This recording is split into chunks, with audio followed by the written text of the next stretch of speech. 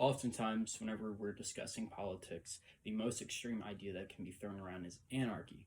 Now, I would like to argue that this is an issue. The idea of a stagnant, unchanging government is not really a possibility in a world that is so modern and constantly changing as today. My main points in this speech would be why every branch in our government, I believe, is flawed. Citizens have lost their powers in our country, and a new government is needed. Now, the legislative branch, in our elections in the legislative branch, the elections are definitely owned by the parties. Benjamin Page, a Northwest University political professor, talks about this, the impact of gerrymandering and the funding directly from the parties to control certain districts. And quite often, whenever a political candidate runs in a certain district with enough political support, he will be the only runner in the primary election, so he will be guaranteed a spot in the November elections. Whenever you're an incumbent, you almost always are reelected as well. It's a very flawed system. Now, the executive and the judicial branch also overrule their powers with the legislative branch in modern time, which is not how our country is designed, with the executive branch having powers such as executive orders and the legislative branch taking on cases which are completely unrelated to our Constitution is made. The judicial branch, as said by Princeton professor Kianson Taylor, is completely nominated on political basis. Presidents nominate judicial Supreme Court justices based on their judicial rulings in the past. They more than ever now are nominating very extreme people on the left and on the right. As we've seen in the past multiple president elections, is a very important issue.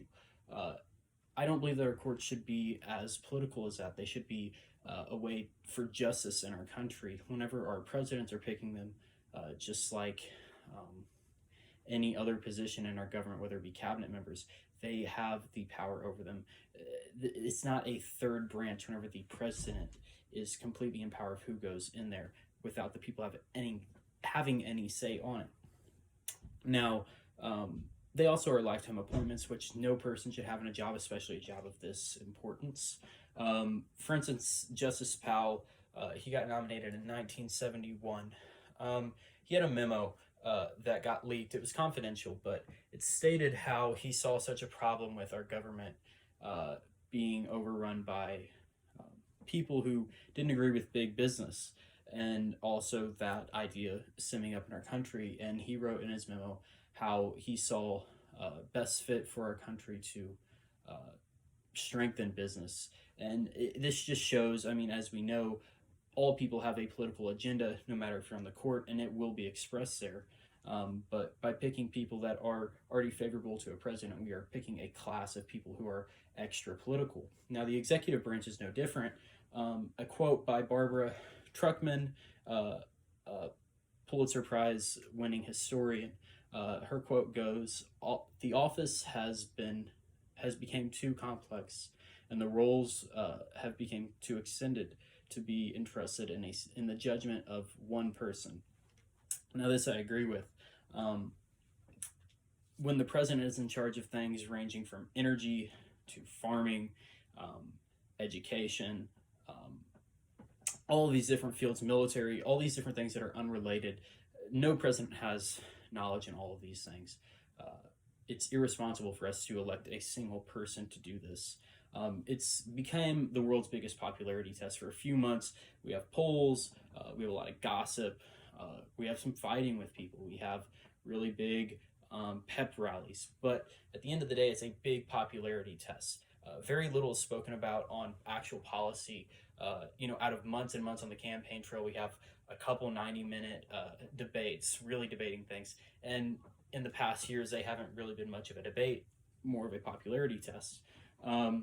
Now, we also have a very terrible population voting. Look at the people that we've had up for election in the past few years. Trump, people like Hillary, Biden, McCain, or even great people like Bush. Our country has a terrible job of picking candidates.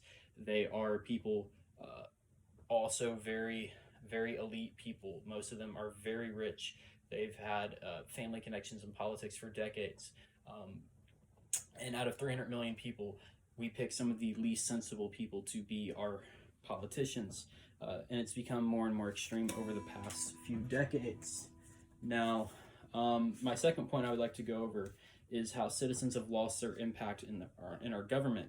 With our elections for a president being only every 4 years and for our senators having 6-year term limits, this really leads to a lot of lack of accountability with our systems.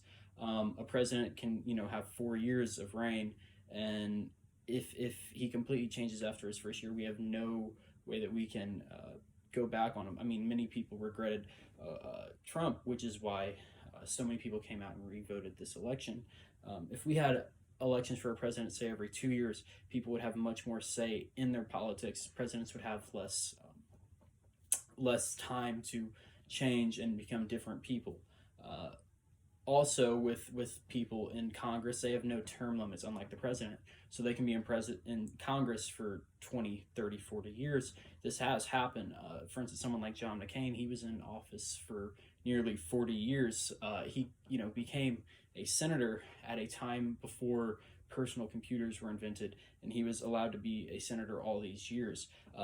We have people in office for far too long. Senior citizens should not be making policy for a living country. We have to keep the country active. By having such an outdated way of the country, it's only harming us. And also, the money's influence in our elections is huge. ABC News talks about how $45 billion was spent in just the last 10 years of elections alone. 12 individual donors contributed nearly 10% of that. $5 billion by 12 individual people. They own the elections. There's really no close competitor. The people in our country do not fund these elections near to the extent that the billionaires and corporations in our countries do, making our votes mean very little whenever the elections are typically always decided by the amount of spending beforehand. My third point is that we need a new type of government. Now, our original Constitution is over 200 years old. There's many modern issues which are not talked about at all in this. It's led to a lot of problems today because of that. The context of how it was written then versus the context of our country now. I think that the best solution to that would be to simply rewrite the Constitution now.